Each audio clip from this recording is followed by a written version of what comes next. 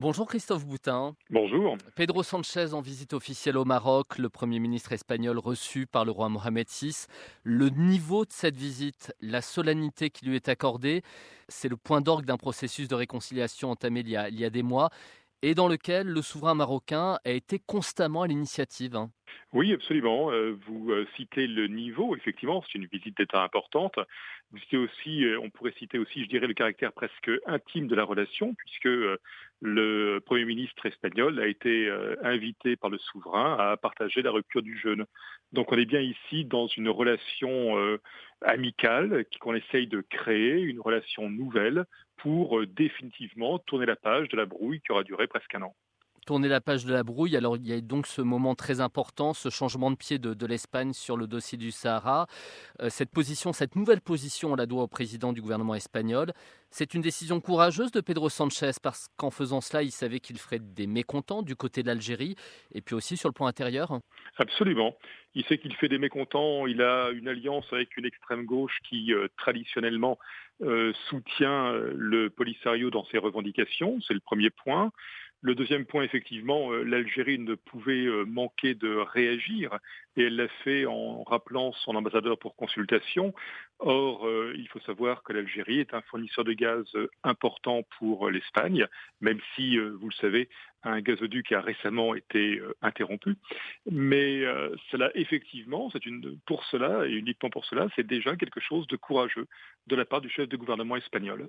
Ce revirement de l'Espagne, puissance coloniale au Sahara jusqu'en 75, c'est clairement un tournant. Pour vous, cela peut être décisif pour ce dossier du Sahara marocain. C'est un plus, c'est bien certain. Le tournant, je dirais, qui a marqué tous les esprits reste effectivement le tournant des États-Unis.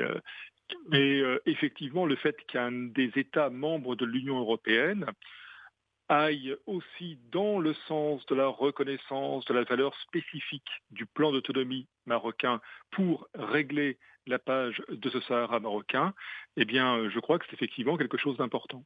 Vous l'avez rappelé, il y a eu ce pas en avant, enfin, ce moment très fort quand les États-Unis ont reconnu la souveraineté pleine entière du Maroc sur son Sahara. Mais donc, il y a cette nouvelle position de l'Espagne qui a un lien particulier cette région, avec ce dossier. C'est l'ancienne puissance coloniale. L'Allemagne aussi a fait un geste au début de l'année. On sait que la France est favorable aussi à la solution proposée par le Maroc. Le fait que ces pays européens comme ça, et pas des moindres, hein, on parle quand même des pays qui ont un poids important au sein de l'Union européenne, prennent ces positions favorables, on peut peut-être penser que l'Europe, dans son ensemble, pourrait avancer sur ce dossier. Ah, c'est beaucoup plus délicat. Effectivement, que des pays européens prennent position, et on sait que la France a toujours très clairement soutenu au Conseil de sécurité ou ailleurs les positions marocaines sur la question. L'Allemagne, elle, vous le notez, a fait un revirement et a changé sa position, elle aussi, pour se rapprocher du Maroc. Maintenant, comme vous le savez, l'Union européenne est une union de très nombreux États qui ont parfois des visions très divergentes sur la politique à mener. Et effectivement, pour certains pays du Nord actuellement, la position suivie par la France, par l'Allemagne ou par l'Espagne est encore mise en doute. Donc il faut attendre pour avoir une position globale de l'Union européenne. Et l'Union européenne n'est pas un État, et ce qui importe à l'ONU, c'est le vote, ce sont les choix des États et pas de l'Union européenne, rappelons-le une nouvelle fois. Revenons-en à la relation entre le Maroc et l'Espagne. En tournant la page de la discorde, Rabat et Madrid se donnent la possibilité de travailler à nouveau ensemble pleinement sur des dossiers d'intérêt commun. On sait qu'ils sont nombreux. Ah, ils sont nombreux, bien sûr. D'abord, l'Espagne est le premier partenaire commercial du Maroc. Il y a bien évidemment la question de la pêche, et notamment la question de la pêche aussi dans les eaux marocaines.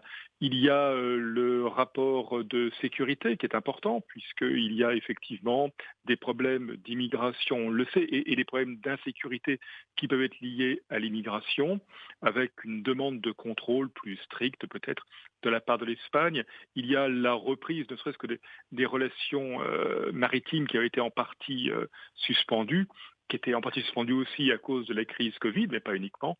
Bref, on a effectivement des dossiers sur lesquels il est important de travailler en commun, sur lesquels d'ailleurs l'Espagne et le Maroc, avant cette petite crise, avaient déjà très amplement travaillé en commun et sont habitués à se rencontrer, à la fois dans le domaine commercial et dans le domaine de la sécurité. Ce sont des partenaires très clairement affirmés. Deux partenaires, deux pays très très proches sur le plan géographique.